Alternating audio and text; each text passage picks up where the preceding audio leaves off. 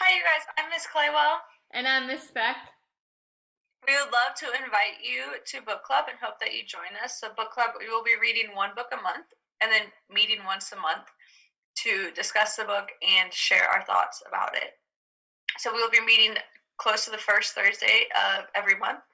Our first meeting is Thursday, October 8th at 4 p.m.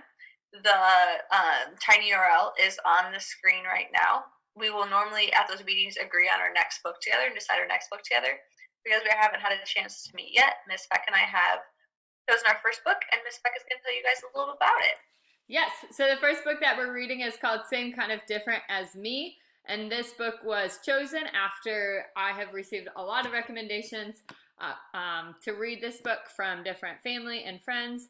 And this book is about a modern day slave. This is written about 10 years ago about a modern day slave who became friends with a white man and just the journey of their friendship throughout.